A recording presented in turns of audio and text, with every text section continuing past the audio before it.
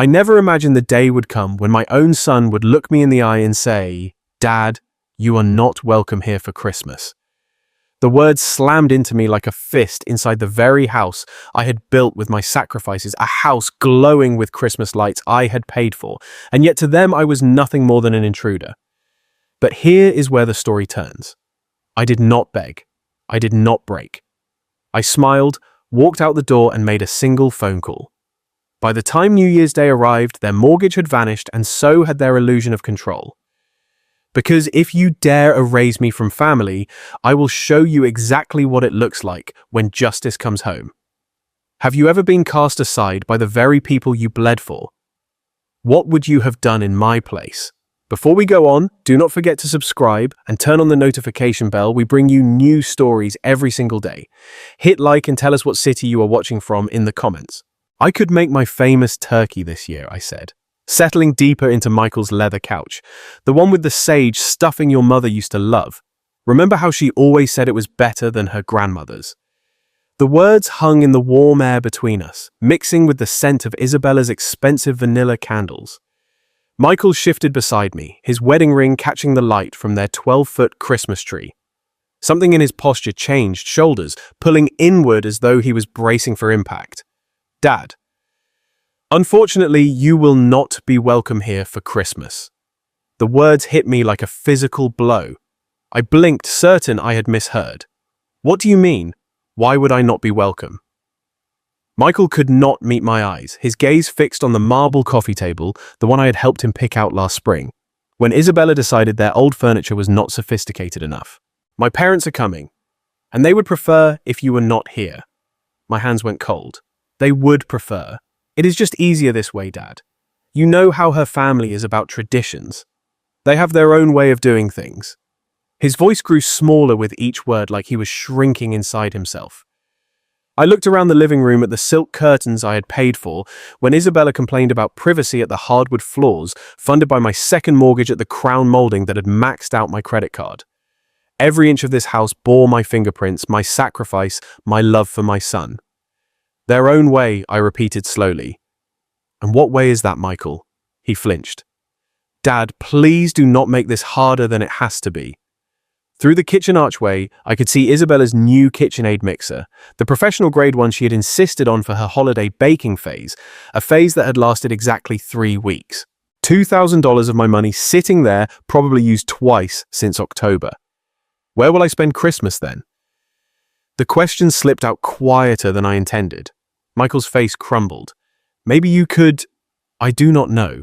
Maybe visit Aunt Rosa, or we could do something the weekend after." The weekend after. As though Christmas was just another appointment that could be rescheduled for convenience. I stood up my knees, protesting after 8 long years of carrying this burden alone. "I see. Dad, wait." But I was already moving toward the door past the family photos where my face grew smaller and more distant in each frame, past the coat closet that held Isabella's 1,000 jackets. My hand found the doorknob solid and cold beneath my palm. "Son," I said without turning around, "tell Isabella's parents, Merry Christmas, Feliz Navidad." The December air hit my face like a slap as I walked toward my truck. Behind me, I heard Michael call my name once, then the soft click of the door closing. Final. Absolute. I sat in the driver's seat for a moment, engine off, watching the Christmas lights twinkle in the windows of houses I would never again be welcome in. My phone buzzed, probably Michael wanting to smooth things over with empty promises and guilt. I did not answer. Instead, I turned the key and drove into the darkness, leaving behind the warm glow of the house I had bought but would never belong in. The heater hummed against the December cold as I navigated the familiar streets toward home. South Hills sprawled around me, every neighborhood corner holding memories of the man I used to be. The man who believed family meant everything. The man who would have given his last dollar just to see his son smile. That man was a fool. I stopped at the red light on 29th and Grand, watching a young father load Christmas presents into his SUV. His children pressed their faces against the window, breath fogging the glass with excitement. Once upon a time, that had been Michael and me. Before Isabella, before I became nothing more than a walking ATM with inconvenient emotions. The numbers started rolling through my head like a broken slot machine. $2,800 every month for 5 years. My calculator had given up trying to make sense of it last spring when I finally added up the total. $140,000. More money than Maria and I had saved for our entire retirement. Gone. Just gone. I pressed the accelerator harder than necessary as the light turned green. The truck responded with a growl that matched my mood. 5th Street. That was where I had refinanced my house. Our house. Maria's and mine. To cover their down payment. The loan officer had looked at me with pity I had not recognized at the time. Mr. Flores, are you sure about this? You are putting a lot at risk for someone else's investment. Someone else's investment. Not my son's future. Not my family's security. Someone else's investment. Lincoln Street. The bank where I had taken out a second mortgage when Michael lost his job 2 years ago. Just temporary, Dad, just until I get back on my feet. Isabella had stood behind him, a $700 purse slung over her shoulder, nodding sympathetically while mentally calculating how much my desperation was worth. Nothing. As it turned out, my desperation was worth nothing to them. I pulled into my driveway, the one with the cracked concrete I could not afford to fix because every spare dollar had disappeared into their perfect suburban fantasy. The porch light flickered another repair I had been putting off. Inside the house felt hollow, without Maria's laughter, without the warmth of family gatherings that would never happen again. My phone rang as I fumbled with my keys, the shrill tone echoing off the empty walls. Isabella's name flashed on the screen, probably wanting to explain why I was not good enough for her parents' delicate sensibilities. Perfect timing. I had been waiting 5 years to have this conversation. I answered on the 4th ring, letting her wait just long enough to wonder if I would pick up at all. Dennis. Isabella's voice dripped with false sweetness, the same tone she used when asking me to cover their water bill or their property taxes. I heard about the little misunderstanding with Michael. Misunderstanding? I leaned against my kitchen counter, still wearing my coat. I do not think there is any misunderstanding, Isabella. You made your position quite clear. Look, I know this seems harsh, but you have to understand my parents' perspective. They are very traditional people. They expect a certain atmosphere during the holidays. A certain atmosphere, I repeated.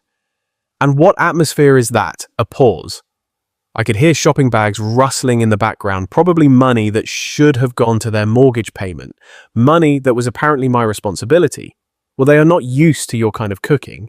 All that spicy Mexican food and loud music. And frankly, Dennis, they are educated people. They expect conversations about current events, literature, art. You know. The word struck harder than a physical blow. 8 years of biting my tongue. Of swallowing insults for Michael's sake. Of pretending not to notice the way she looked at me as though I was some kind of hired help. My kind of cooking. My voice stayed level controlled. You mean the food you ate every Sunday for 3 years? When money was tight, the tamales you said reminded you of your grandmother. That was different. We were appreciative then. But now with my parents, now with your parents, you cannot have the Mexican peasant embarrassing you at your fancy dinner table. The false sweetness evaporated. Do not be dramatic, Dennis. This is not about race. It is about class. My father graduated summa cum laude from Washington State. My mother speaks 4 languages. They summer in the Hamptons. What exactly would you contribute to dinner conversation? Stories about laying tile. Heat flooded my chest, but I kept my voice steady. I built a business from nothing after your husband's grandfather died. I've employed over 50 people. I've paid more in taxes than your father made in his best year. Money is not everything, Dennis. Breeding matters. Education matters.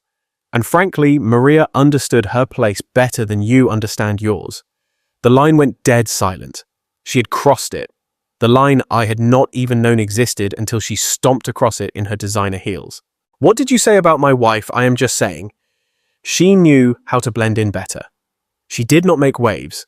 She understood that some spaces were not meant for her. My hand tightened around the phone until my knuckles went white. Maria had more class in her little finger than your entire bloodline will ever possess. Oh, please. She was a house cleaner who got lucky. At least she had the good sense to stay quiet about it. Isabella, my voice dropped to something I did not even recognize. I want you to listen very carefully. This conversation is over. We are done pretending to be family. You cannot just, we are done. I repeated the words and ended the call. I set the phone down carefully on the counter, my hands surprisingly steady. Around me, the kitchen felt different. Smaller but somehow cleaner, as if a weight had been lifted from the air itself. I walked to my desk in the corner and pulled out the manila folder I had been avoiding for months. Bank statements, mortgage papers, 5 years of automatic transfers that had bled me dry while they lived like royalty. Time to stop the bleeding. Part 4. The first decision, cancelling the mortgage. The document spread across my kitchen table like evidence at a crime scene. 5 years of bank statements, each one showing the same automatic transfer. $2,800 on the 15th of every month vanishing from my account into theirs. A paper trail of my own stupidity. I pulled out my calculator and began adding. The first year, $33,600. The second year, another $33,600. By the third year, I had stopped buying myself new clothes. By the fourth year, I had started shopping at discount grocery stores. By the fifth year, I was eating peanut butter sandwiches for lunch just to make ends meet. $143,400. Not counting the down payment. Not counting the times I had covered their utilities when Isabella's shopping addiction got out of hand. Not counting the new roof, the landscaping, the endless furniture that was essential for their lifestyle. I sat back in my chair, staring at the numbers until they blurred together. Maria's life insurance money, my retirement savings, the college fund we had started for grandchildren I would apparently never be allowed to see, all of it gone. Poured into a house where I was not even welcome for Christmas dinner. I reached for my phone, scrolled through my contacts until I found the number for my bank. The automated system offered me options in English and Spanish. How thoughtful, how accommodating to people like me. Customer service. This is Jennifer. How can I help you today? I need to cancel an automatic transfer. I said, my voice steadier than it had been in years.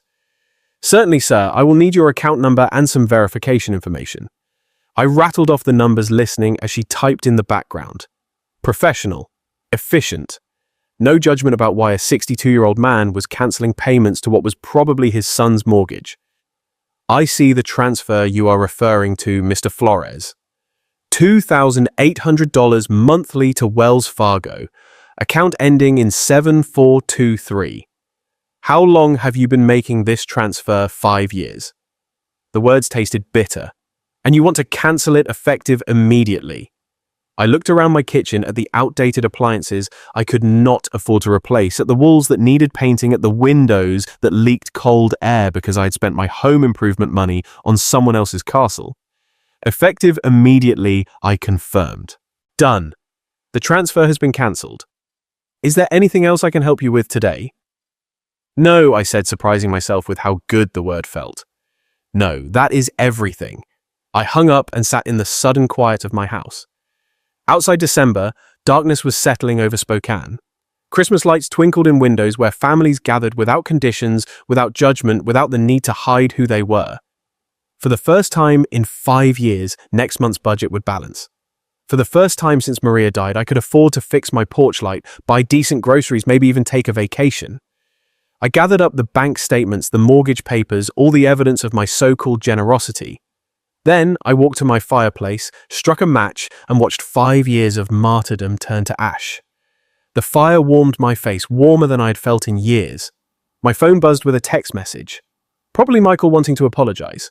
Or Isabella needing money for something essential like new throw pillows. I did not check it. Instead, I poured myself a glass of the good whiskey, the bottle I had been saving for a special occasion that never seemed to come. Tonight felt special enough. I raised my glass to the empty room, to Maria's photo on the mantel, to the man I used to be and to the man I was becoming. Merry Christmas to me, I said, and I meant it. Part 5. Isabella's provocation. The next morning arrived crisp and clear.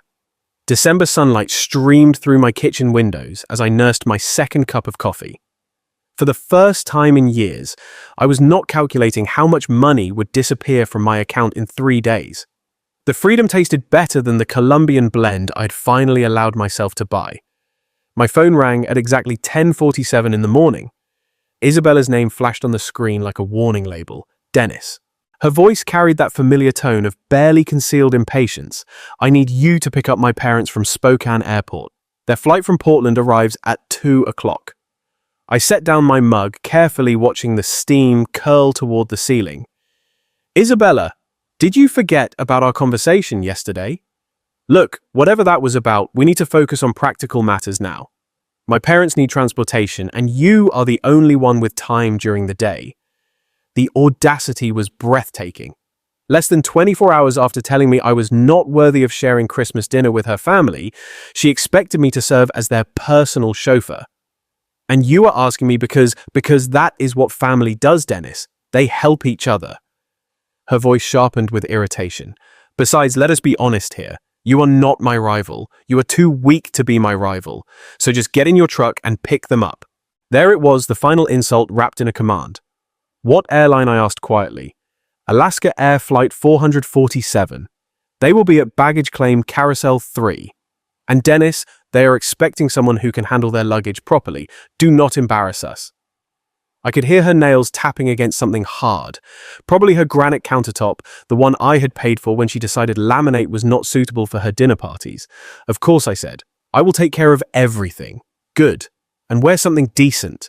Maybe that blue shirt you wore to Michael's graduation. They noticed things like that. The line went dead. She had not even said thank you. I sat back in my chair looking at my phone's blank screen. 2 o'clock. Flight 447, baggage claim Carousel 3. I glanced at the wall clock above my sink. 10:52 in the morning. Plenty of time. I poured myself another cup of coffee, added an extra spoonful of sugar, and opened yesterday's newspaper to the crossword puzzle I had not finished. 7 across. Delayed gratification. 12 letters. The answer would come to me eventually. Part 6. The airport trap. At 2:15 in the afternoon, I was settling into my favorite armchair with a fresh cup of Earl Grey and the Spokane Review's Sunday edition. The crossword from yesterday lay completed on my coffee table. Delayed gratification had been postponement. My phone buzzed against the wooden surface. Isabella's name again. I let it ring. The December sun slanted through my living room windows, warming the space where I had spent so many lonely evenings, counting the cost of my generosity. Today, the silence felt different. Earned. Intentional. 2:47 in the afternoon. The phone buzzed again. This time I could see the preview of her text. Dad, where are you? My parents are. I turned the phone face down and returned to the sports section. The Seahawks had lost again. Some things never changed. By 3:30, my phone had buzzed 6 times. I had finished the newspaper, brewed a second pot of tea, and started organizing the junk drawer in my kitchen table. Amazing what you could accomplish when you were not rushing around serving people who considered you their personal bellhop. The 7th call came at 3:45. Instead of Isabella's name, I saw a known number, probably her parents borrowing someone's phone at the airport. I let that one ring too. Outside, a neighbor was hanging Christmas lights on his porch. His children ran wildly through the yard, fueled by that manic December energy that only afternoons before Christmas could bring. Normal families doing normal things. No one stranded anywhere waiting for someone who would never come. 4:15 in the afternoon. My phone started ringing and did not stop. Isabella. Then the unknown number. Then Isabella again. The buzzing became constant like an angry wasp trapped against glass. I walked to my kitchen and unplugged my landline from the wall. Then I turned my cell phone completely off. Perfect silence. I made myself a grilled cheese sandwich and heated up a can of tomato soup, comfort food I had not allowed myself in months, because every grocery dollar had gone toward making ends meet while subsidizing their lifestyle. The cheese melted perfectly golden. The soup steamed in my favorite mug. Outside, the winter sun was already starting to set, casting long shadows across my backyard. And somewhere across town, 3 people were probably standing in an airport parking garage arguing about taxi fare and wondering how their personal servant had dared to strand them. The thought made my soup taste even better. By 5 o'clock in the evening, I had eaten dinner, loaded my dishwasher, and was considering what movie to watch. It had been years since I enjoyed an entire evening to myself without worrying about emergency calls for money or last-minute favors. I was reaching for the remote when someone started pounding on my front door. Not knocking. Pounding. The kind of aggressive hammering that rattled the frame and announced pure fury. I set down my tea and walked slowly toward the sound, already knowing exactly who I would find on the other side. The pounding intensified as I approached, each blow more violent than the last. Through the peephole, I saw 3 figures crowded on my small porch like wolves circling prey. I opened the door to find Cody's red face inches from mine. "What the hell is wrong with you?" he shouted, pushing past me into my living room without invitation. We waited at that damned airport for over 3 hours.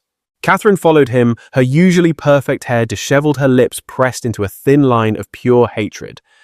"This is completely unacceptable behavior from someone your age, Dennis. Absolutely barbaric." Isabella brought up the rear. Her designer coat wrinkled, her makeup smeared. "You humiliated us. Do you have any idea what you have done?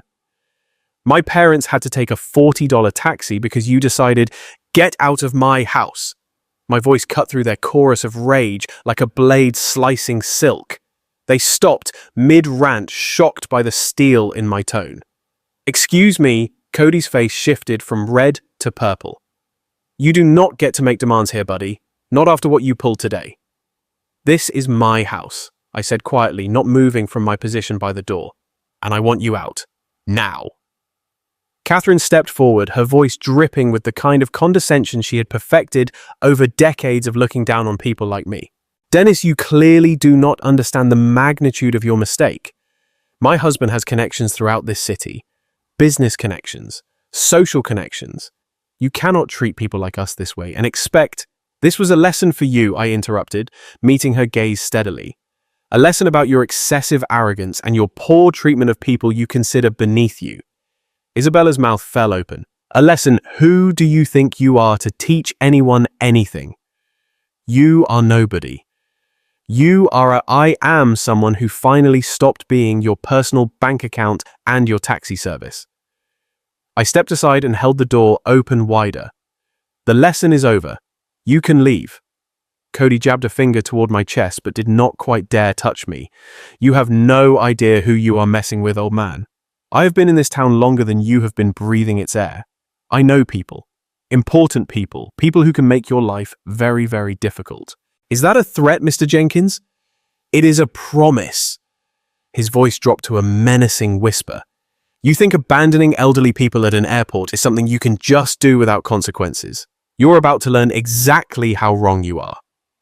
Catherine nodded, her smile sharp enough to cut glass. "Indeed, actions have consequences. Dennis and yours will be quite public." Isabella grabbed her father's arm. "Daddy, let us just go. This pathetic old man is not worth our time. If you have ever faced threats or humiliation from people who thought they were more powerful, comment number 1 below and share your story in the comments. Your voice might help someone else feel less alone." They filed out of my house like a defeated army. But Cody turned back at the threshold.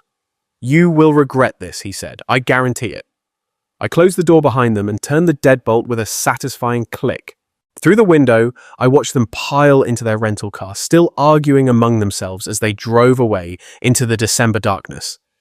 The house felt cleaner with them gone, as if their presence had left a stain that was only now lifting.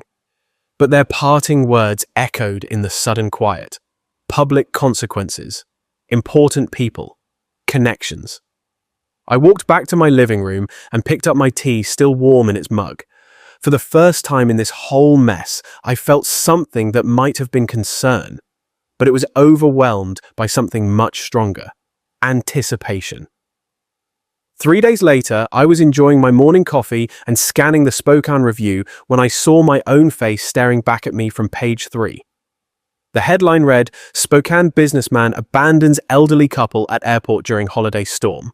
My hands went still around the coffee mug. There I was in black and white. An old photo from my company's website, probably 5 years out of date.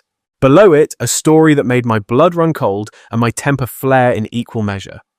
Cody and Catherine, visiting their daughter for Christmas, were left stranded at Spokane International Airport for over 4 hours on Sunday when family member Dennis failed to appear for a prearranged pickup. The couple, both in their late 50s, waited in frigid temperatures as a winter storm warning was issued for the region. Winter storm warning. It had been 52 degrees and sunny. "We could not believe someone would just abandon us like that," said Cody, a retired banking executive. "We called repeatedly, but Mr. Flores never answered his phone. We were forced to take an expensive taxi in dangerous weather conditions. At our age, this kind of treatment is not just inconsiderate, it is dangerous." The article continued with quotes about my so-called pattern of erratic behavior and concerns about my mental state. Cody had painted himself and Catherine as helpless victims, the targets of a cruel old man who had suddenly snapped without provocation. No mention of the Christmas dinner rejection. No context about Isabella's demands or their years of financial exploitation. Just me, the villain who abandoned poor elderly tourists during a blizzard that existed only in Cody's imagination. I set down my coffee and read the article again slowly, then a third time.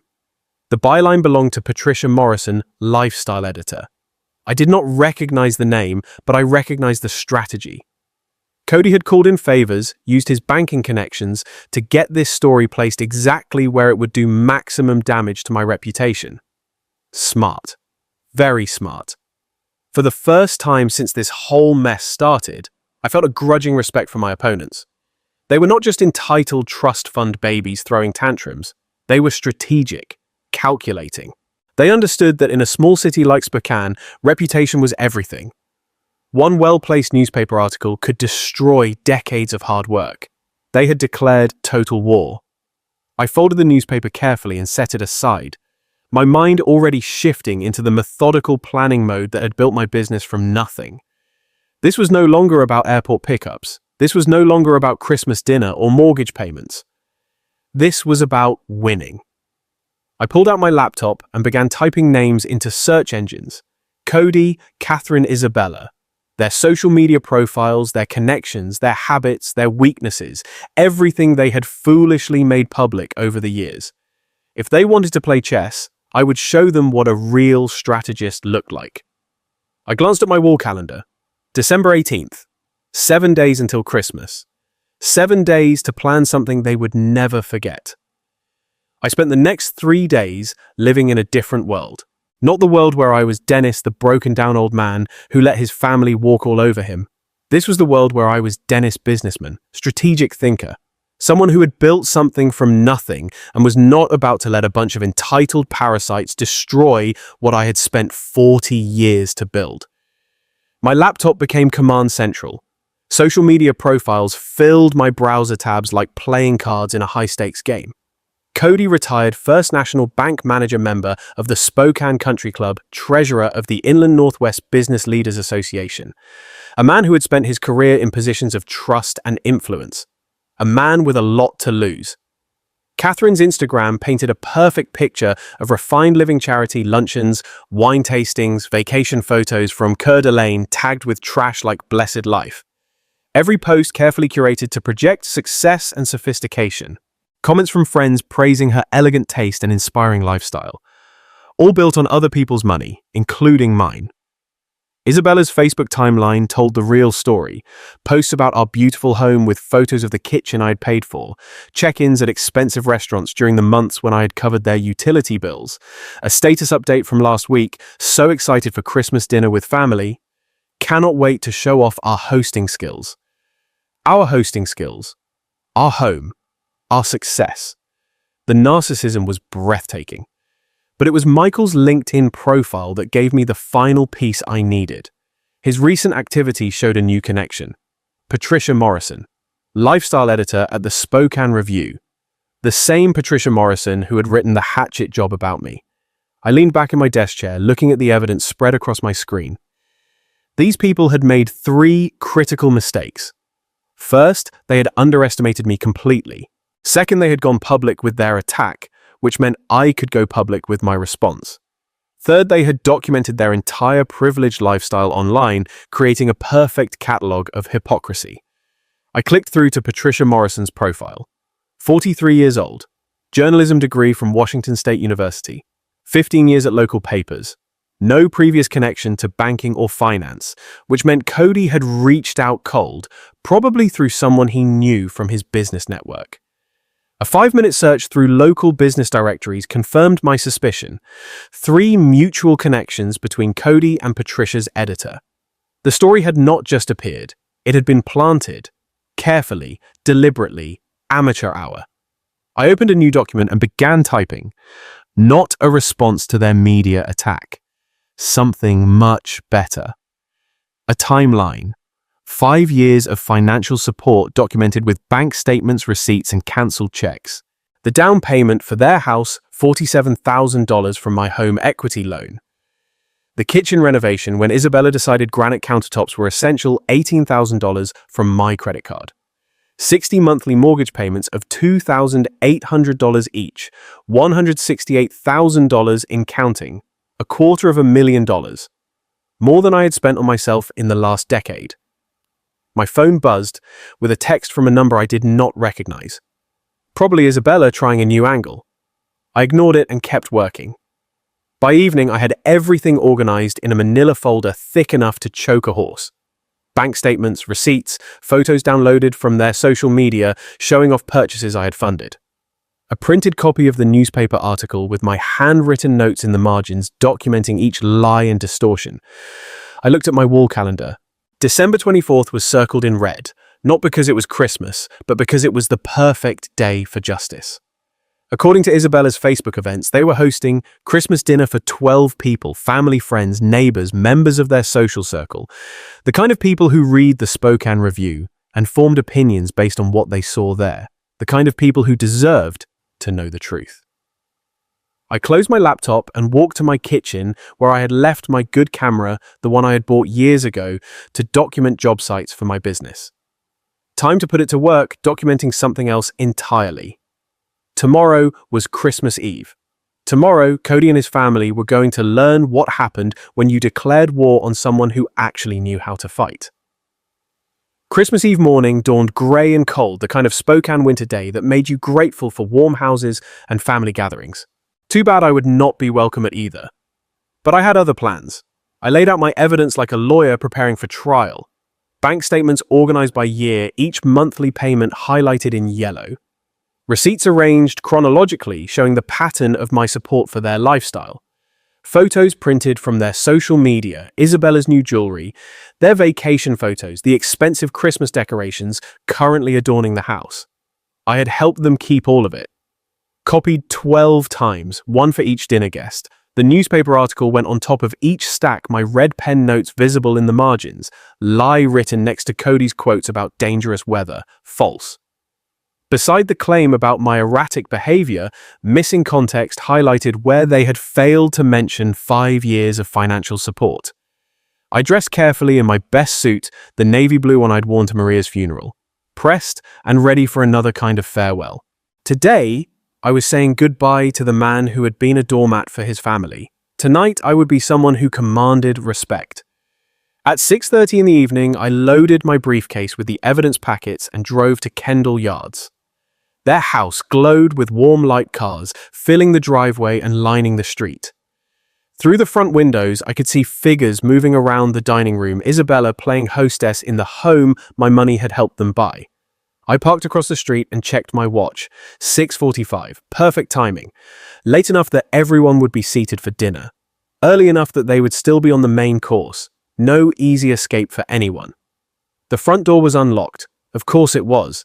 Isabella loved to show off how safe their neighborhood was, how they did not need to worry about security like people in rougher areas. I let myself in quietly, the warm air hitting my face, along with the sounds of laughter and conversation from the dining room. And then Catherine said, "But darling, that is not how we do things in our family." Someone else laughed, the sound sharp. Our family. After everything they had done to exclude me from it. I walked into the dining room carrying my briefcase. 12 faces turned toward me, expressions ranging from surprise to horror. Isabella froze her wineglass halfway to her lips. Michael's face went pale. Cody and Catherine looked as if they had seen a ghost. Good evening, everyone, I said calmly, setting my briefcase on their marble sideboard. I hope you do not mind me joining your Christmas celebration. Isabella found her voice first. Dennis, this is completely inappropriate. You need to leave immediately. Actually, I said, opening my briefcase and pulling out the first stack of papers. I think your guests deserve to know who really paid for this dinner, this house, and this lifestyle you have been showing off. A woman I did not recognize, probably one of Catherine's charity friends, leaned forward with curiosity. What is he talking about, Isabella? He is having some kind of episode, Isabella said quickly.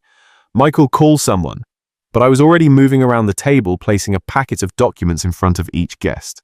Here are the bank records, I said conversationally.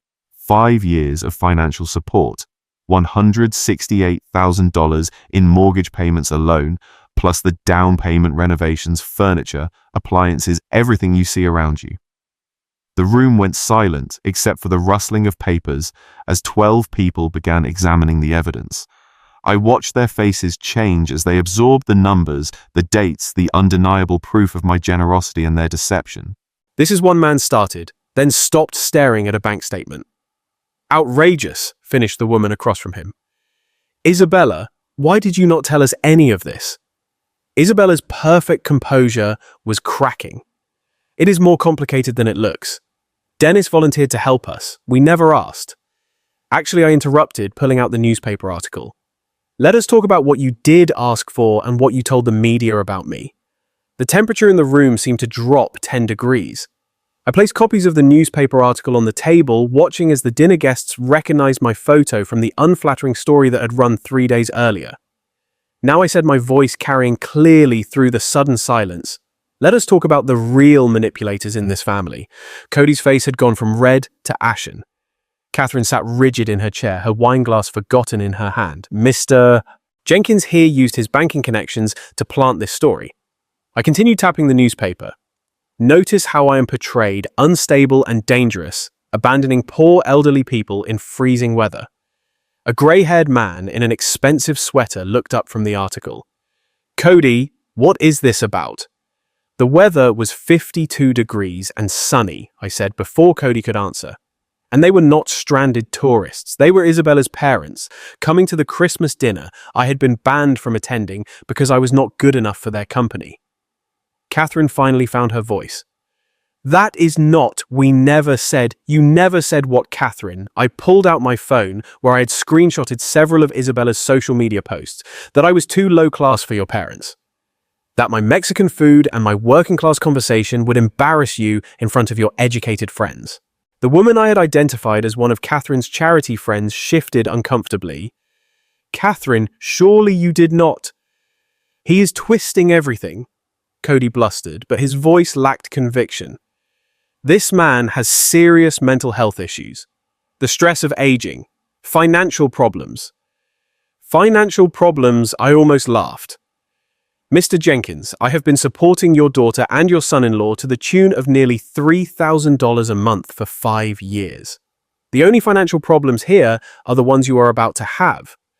I turned to address the entire table. These people have taken $200,000 from me while calling me names behind my back. They manipulated my son against me, banned me from family gatherings, and when I finally stood up for myself, they tried to destroy my reputation in the newspaper. Michael spoke for the first time, his voice barely above a whisper. Dad, I did not know about the newspaper. Your wife knew, I said quietly, and her parents orchestrated it. They turned me into a villain for refusing to be their personal ATM and their chauffeur. The social dynamic in the room was shifting like tectonic plates. I could see it in the guests' faces. The gradual realization that everything they had been told about tonight's generous hosts was built on lies. This is unconscionable, said an elderly woman in pearls staring at the bank statements. Cody, how could you let your daughter take advantage of this man's generosity, then attack him publicly when he stopped enabling it? Cody's carefully maintained facade was crumbling. You do not understand the full situation. I understand perfectly, the woman interrupted. This man has been supporting your family financially while you treated him like hired help. And when he finally said no, you tried to ruin his reputation. Catherine's voice came out strangled. He abandoned us at the airport. After you told me I was not welcome at Christmas dinner because my presence would be inappropriate for your parents, I said calmly. After 5 years of paying their bills while you looked down on me for my ethnicity and education level. The silence was deafening. 12 people staring at Cody and Catherine with expressions ranging from disgust to embarrassment for having associated with them. Isabella made one last desperate attempt to control the narrative. Everyone, please. This is a family matter that has gotten out of hand. No, I said firmly. This stopped being a family matter when you made it public. When you used the newspaper to attack my character, when you decided my reputation was acceptable collateral damage for your pride. I looked around the table at faces I did not recognize but who now knew exactly who I was. I wanted you all to know the truth before you read about Dennis Flores in the paper again, because you will read about me again. But next time, it will be the real story. I closed my briefcase and straightened my tie. Enjoy the rest of your dinner. It is the last one I will be paying for. As I walked toward the door, I could hear the eruption beginning behind me. Voices raised in accusation, questions demanding answers, the sound of a carefully constructed social facade falling apart. It was the most beautiful Christmas music I had ever heard. The letter arrived on a Tuesday morning in March, delivered by certified mail with the weight of legal consequences behind every word. I signed for it at my front door, noting how the spring air smelled of new growth and possibility, instead of the winter desperation that had marked those dark December days. Notice of default, the envelope read, "Final demand for payment." Inside, 3 months of missed mortgage payments had caught up with Michael and Isabella like a tsunami of reality. $8,400 in arrears. 14 days to bring the account current or face foreclosure proceedings on the house I had helped them buy. I set the letter aside and returned to my coffee, reading it the way you would read news about distant weather. Interesting, but not my problem anymore. My phone had been ringing for weeks with increasingly desperate calls.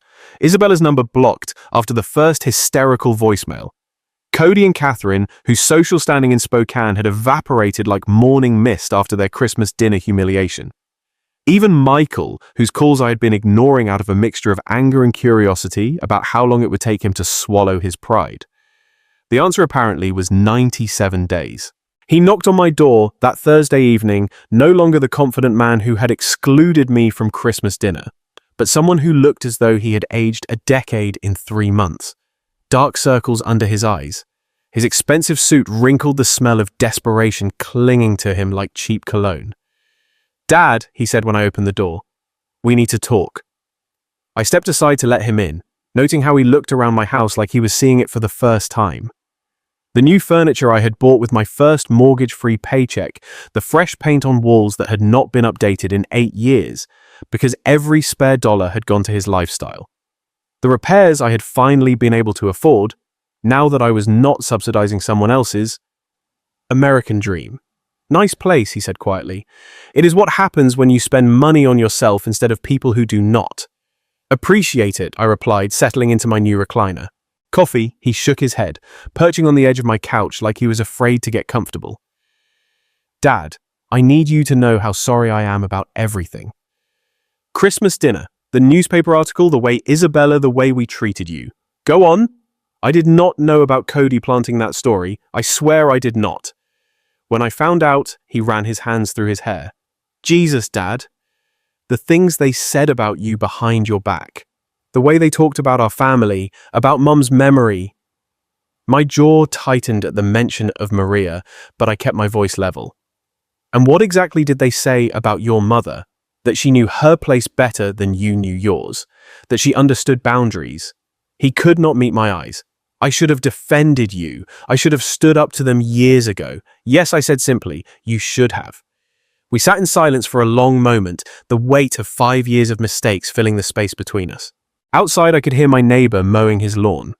The normal sounds of a normal Thursday evening in a normal neighborhood where sons did not exclude their fathers from Christmas dinner. "The house is in foreclosure," Michael said finally. "I know, we cannot make the payments without—" He stopped, seeming to realize how that sounded. "Without my help," I finished. "Without the money I was sending every month while you let your wife's family treat me like garbage." I know how it looks, Michael. I leaned forward, making sure he was looking at me. Do you know how much money I sent you over 5 years? He nodded miserably. Isabella calculated it after Christmas. The mortgage payments, the down payment, everything else. Over $200,000. $237,468, I corrected. I know the exact amount because I finally did something I should have done years ago. I added it up. His face crumpled. Dad, I am so sorry. I do not know how to fix this. You cannot fix it, son. That money is gone. But more importantly, those years are gone. 5 years when I could have been building a relationship with you instead of funding your wife's fantasy life. I know that now. He looked up at me with something that might have been hope. But maybe we could start over. Maybe there is a way to... Are you asking me to resume the mortgage payments? The hope died in his eyes. We are going to lose everything, Dad. The house. Isabella's respect for me. Her parents' approval. I do not know what I will do. You will figure it out, I said not unkindly. The same way I figured out how to live without a son who respected me. The same way I learned to spend Christmas alone while you celebrated with people who thought I was beneath them. He started to cry then quietly like a man who had run out of other options. I lost you, did I not? I chose them over you and now I have lost you forever. I watched him for a long moment. This man I had raised and loved and sacrificed for who had let his wife's family convince him that his father was not good enough for their company. Michael, I said finally, you did not lose me. You gave me away. There is a difference. He wiped his eyes with the back of his hand. Is there any chance, any way you could forgive me? I forgave you months ago, I said, and I meant it. But forgiveness does not mean going back to the way things were. It does not mean pretending this never happened. And it certainly does not mean I am going to resume paying for a lifestyle that came with the condition that I should be grateful for scraps of your attention. Then what does it mean I stood up and walked to my mantel where Maria's photo sat next to a new picture me with Rosa and her family at Easter dinner? The first holiday I had spent with people who actually wanted me there. It means that if you want a relationship with me, you will have to build it from scratch. It means showing me respect instead of demanding I earn it. It means making choices based on what is right, not what is convenient. I turned back to him. And it means that the next time someone, your wife, her parents, anyone tries to exclude me from family gatherings, you will remember who actually acts like family. He nodded slowly, understanding perhaps for the very first time that respect was not something you could take for granted. The house, he asked quietly, is not my problem anymore. I sat back down feeling lighter than I had in years. You are a grown man, Michael. Figure it out like grown men do. Get a job that pays enough to cover your bills. Sell the house and buy something you can afford. Stop living beyond your means and expecting other people to subsidize your choices. He stood up slowly, his shoulders straight for the first time since he had arrived. You are right about all of it, I know. He walked to the door, then turned back. Dad, for what it is worth seeing you stand up for yourself at Christmas dinner, I was proud of you. Embarrassed and angry, but proud too. Good, I said. Maybe there is hope for you yet. After he left, I poured myself a glass of the good whiskey and stepped onto my back porch. Spring was coming to Spokane. The trees were beginning to bud, the air warming with promise. In 4 months, I would be 63. Maria had been gone for 8 years, and I had wasted 5 of those years being a doormat for people who never truly appreciated sacrifice. I was not planning to waste any more. My phone buzzed with a text from Rosa. Dinner Sunday. The kids want to show you their school projects. I smiled and typed back, would not miss it. Real family, I realized, was something you found with people who actually wanted you there. Everything else was just expensive theatre, and I was finished buying tickets to shows where I was never welcome on stage. The whiskey tasted like freedom, and the future looked exactly as bright as I was willing to make it. And in that quiet moment, I understood my lesson. That respect cannot be begged for, that love without appreciation is not love at all, and that sometimes the greatest act of strength is simply refusing to be used. I had lost years, but I had gained clarity. I had regained myself. Now I want to ask you, have you ever sacrificed too much for people who never valued you? Share your thoughts, your stories, your own turning points in the comments below. I truly want to hear from you. And if this story spoke to you, do not forget to like this video. Share it with someone who might need it. Subscribe to the channel and press the notification bell so you will not miss the next story. At the end, leave just 3 simple words in the comments. I choose freedom. Because that is what this is really about, freedom rebirth and learning to value yourself before anyone else can. We will meet again in the next video. Thank you truly for being here with me. Until then, take care and remember your worth.